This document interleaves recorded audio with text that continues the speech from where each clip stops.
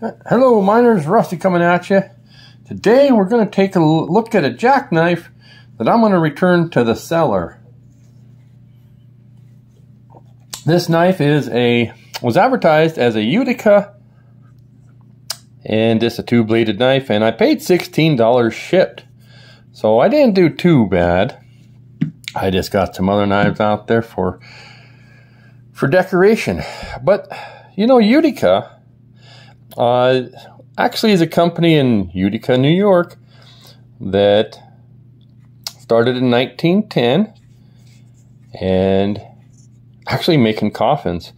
1918, the businessman in New York, this is the story on their website, said, hey, it would be good for the economy if we also made knives. We could employ people.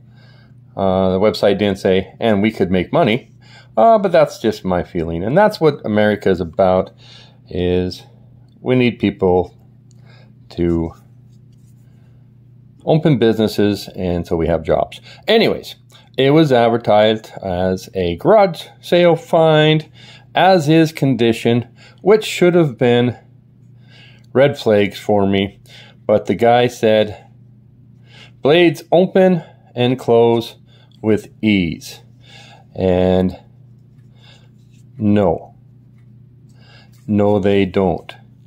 And so I emailed him. He said no returns accepted. And I said, look, pal, it doesn't, you know, and look at here, it got squished. I think it's just, you know, yeah, you could say a lot of. So the reason I had these out, a little bit for comparison, there's your case swell center jack, so you get an idea. This is how a blade opens with ease. Okay, boom. And this, first of all, okay, that one is like, it's like a 7 to here. It's grabbing gears, and it's in a 8.5. It's, guys, I don't rate anything at 10. I go to the doctor, he say, what pain level you at? I've never been at a 10 for pain in my life, and I've been in the fetal position on the floor before. So I don't rate anything at 10. But this one's 8.5, 9-ish. And, okay. Now that access to this is crappy, I barely want to show you guys. But right here we're at a 9. Okay, and we had a little snap there. Yeah, you can tell the strength of the spring. This one actually has some kickback. Alright. But yeah, so long story short, he said, well, you know, set up a return through eBay and that'll cover my shipping. And it's going back to him. And it's kind of too bad. I wouldn't mind a little project to clean up. I don't want one that's been squished here and, you know, it's just, it's splitting. It's narrow and getting wider here. And when your frame, your liners there aren't straight, you know, that's going to be binding on your pivot. I just don't want that, even at 16 bucks. And I was kind of pissed. Simple fact that I have to take my time to send it back.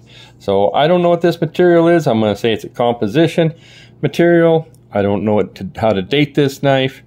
I don't even know if it's a Utica knife. We'll take a peek at the tang stamp there. We do know it's USA made. I had a long pole. It's a cool knife. It's just not going to stay in my collection. So if you want to stick around, I never did compare these two knives. It's a strange place to do it, but why not? I have them out. This is newer. It's about a 20. Well, let's see if we can get a cane tank stamp release. 1, 2, 3, 4. 1, 2, 3, 4. 2022. This is the vault pattern for case in 2022. It's a swell center, small jackknife from case. Okay, but this has been around since the 40s. And go look for my video on this. It's under jackknives. This is a Rough Rider, and I really had to search for a model number to get this one. Guys, this is so the year it was built and that good stuff. Listen to that. That's kind of my newest thing, is what kind of snap do you get? Has some blade etching. I bought this one used. I did pay 20 bucks because it's cool. You want to talk about pocket worn. This is pocket worn from carrying, and this is probably what's cool about this and these older vintage knives. They come from a period when people carried them, and you got this wear. And today, and look at that, tiny stepping there. But today, the companies are simulating that by jigging their bone, and then they polish it. They'll sand it down, and they'll polish it up, and so you get this pocket worn, but they're brand new. So anyways, I think I'm going to be leading with this early in my season 4. And I just want to say, buyer beware when you're buying vintage knives off of eBay. And I want to say, hold people to be accountable. So if they don't advertise it, nobody could say this opens with ease. If you do, I mean, you're Hercules. Don't let them get away with that crap. Waste my time and theirs. And sorry about that, because it's not the first knife I've sent back on eBay, so it's a culmination of all that. So all right, guys, enjoy the season 4 that's coming up. Tons of awesome finds, man. I really went digging the last few months, and I'm going to bring you guys some way cool stuff. I hope you guys will join me. Thanks again. Bye.